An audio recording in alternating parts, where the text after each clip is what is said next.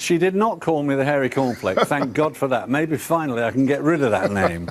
It's driving me crazy. I mean, the cornflake came about when I initially was called the hairy monster from 200 miles up the M1. This is when I was living in Manchester and broadcasting in London, of course, at Bush House and at Broadcasting House.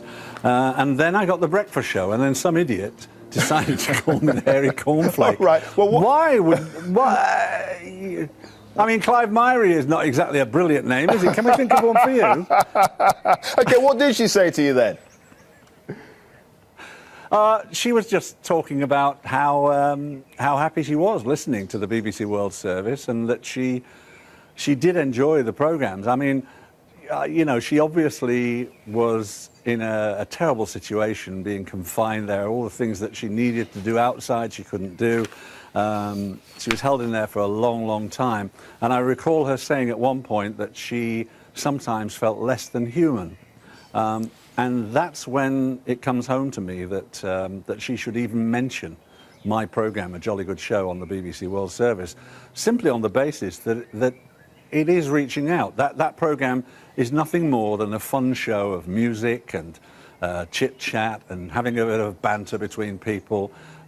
You know, we had just loads of fun on the show, and I think it's the fun element and the fact that she's hearing stuff from people on the ground, as it were, instead of just through the news, the main and official things that she would have heard. I think she enjoyed the other part of it, you know, learning from the ground up and hearing her own people.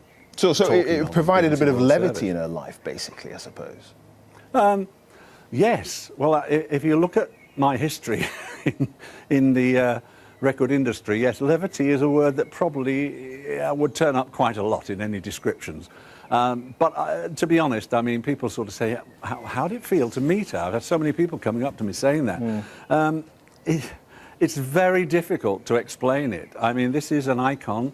This is a person who is so meaningful to the world of humanity, if you will, you know, where there's so little humanity at the moment around the world.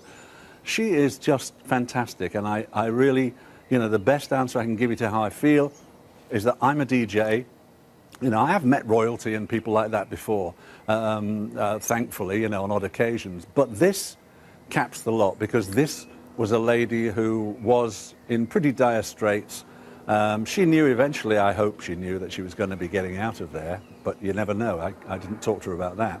But the fact that she found something in the programme I was doing that just lifted her spirits, I can't go any further than that, really, can I? I mean, I don't know what else to say. No, it's absolutely brilliant. Debbie, Travis, it's good to talk to you. Thanks very much indeed for joining us. Thank you.